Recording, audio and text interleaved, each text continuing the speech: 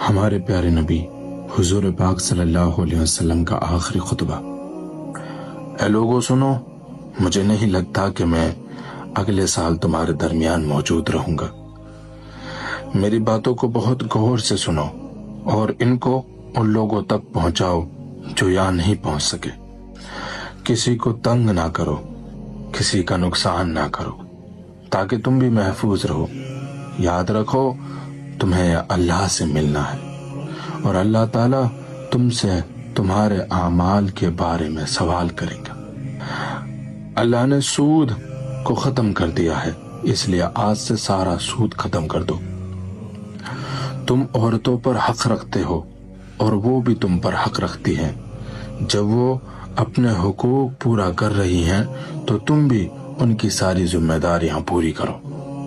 عورتوں کے بارے میں نرمی کا رویہ اختیار کرو، کیونکہ وہ تمہاری شریک حیات اور بے لوث خدمت گزار ہیں۔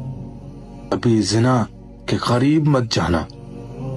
لوگوں میری بات غور سے سنو، صرف اللہ کی عبادت کرو، 5 فرض نمازیں پوری کرو، رمضان کے روزے رکھو، زکوٰۃ ادا کرتے رہو، اگر استطاعت ہو تو حج کرو۔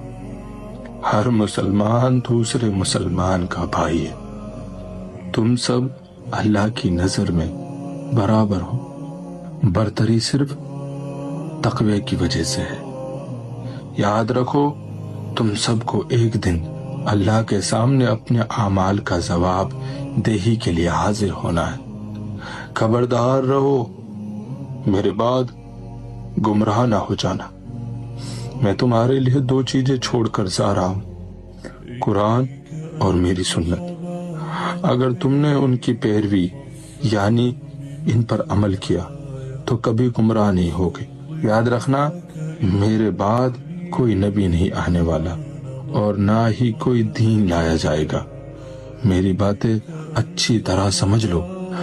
سنو تم لوگ جو موجود ہو، اس بات کو اگلے لوگوں تک پہنچانا اور وہ اس بات کو اگلے لوگوں تک پہنچائیں، اور یہ ممکن ہے کہ بعد والے میری بات کو پہلے والوں سے زیادہ بہتر سمجھ کر عمل کر سکیں۔